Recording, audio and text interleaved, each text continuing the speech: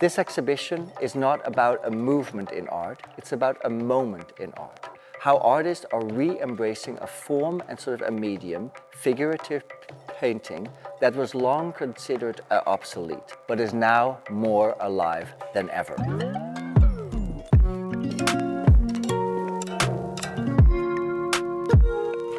Welcome to the house of Nisaba. Nisaba was a Mesopotamian goddess, and she was originally this sort of goddess of like grain, fertility, and people wanted a system to understand, okay, how many sacks have you bought and how many do I have? So they needed to write things down. And when writing over many hundreds of years started to transform from this sort of accounting into storytelling, Nisaba became the goddess of writing as well. I found it very sort of appropriate because as much as she overlooked this first revolution of knowledge almost, we are now again in a revolution of knowledge.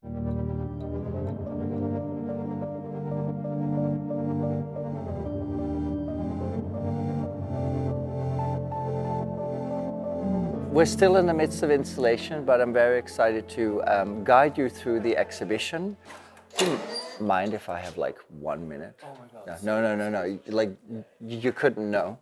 This work is called Liberty Frame, and in a way it speaks to a long art history of how the paintings, as they were made since sort of the Renaissance time, are a window to the world. That kind of understanding has been over many centuries, and especially the last 100 years, sort of criticized for the sort of a question sort of towards whose world and who is actually looking.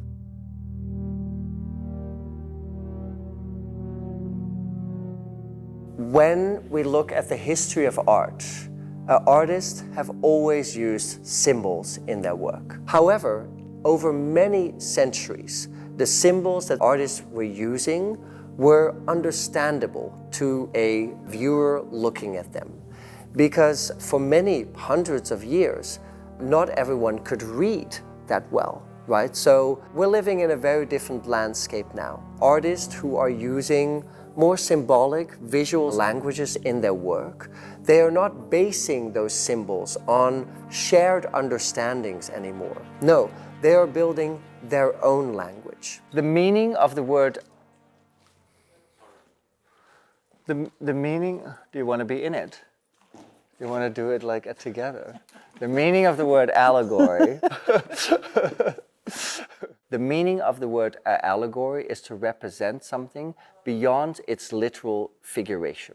So this is kind of like a work that is so rich in its sort of a language that you can kind of, spend a long time looking at it and sort of deciphering sort of the language almost. Images these days are all sort of around us, and an artist, as much as you and I, lives in the world and sort of grabs these sort of references to build a language of their own. You may recognize this image behind me. It's a photograph of the famous zoologist Jane Goodall. In this image, artist Hamishi Farah is asking, what type of history do images have?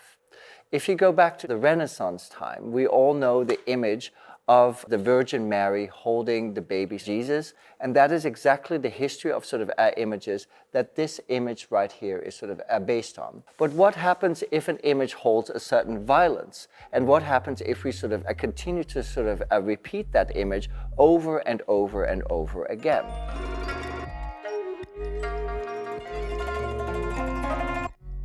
Gordon Hookey is an Aboriginal artist from Australia, and thus always critiques how white settlers came to sort of Australia and sort of took hold of the land. And he's been really inspired by this figure that we see here, Dundalli, a freedom fighter. And he makes a longer line in history. He doesn't only talk about sort of the 19th century, he also talks about how these historical narratives function now in the world. A couple of things that were really important in the sort of a dialogue with the exhibition architects were three words that were used a lot: unity in fragmentation. These rooms are quite open. You can walk in and out of them, and they have a loose, almost like fragmented nature.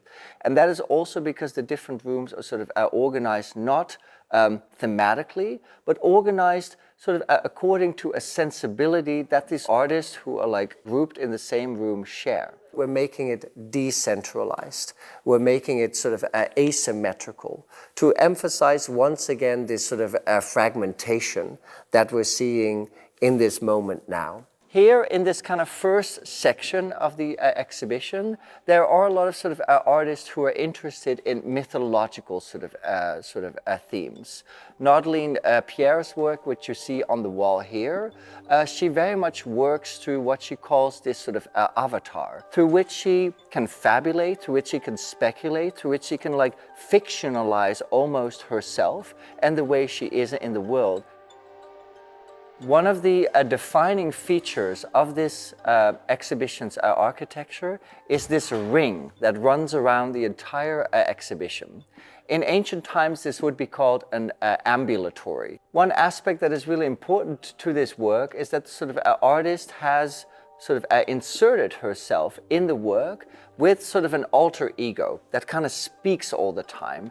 A second aspect is its relationship to theater. Agnes is specifically interested in sort of the puppet theater. And in certain scenes, you can sort of see her sort of manipulate what is happening on stage as if she's holding the strings.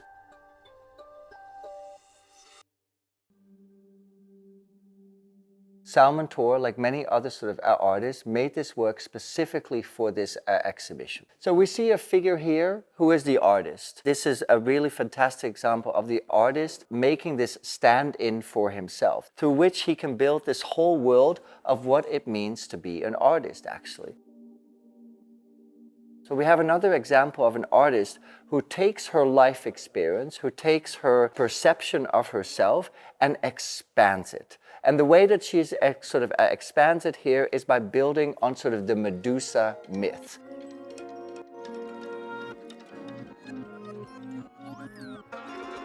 So that means in order to understand their work, you need to know something about the life of this sort of artist and what he or they are sort of looking at this moment in time. So I invite you to walk through this exhibition and try to understand what these sort of artists are trying to say to us about the time that we live in now. It is a time of struggle, of course. It is a time of massive sort of upheaval, but it's also a time of sort of a resistance and trying to build new language that can hold society in a different way. Because let's face it, we need that.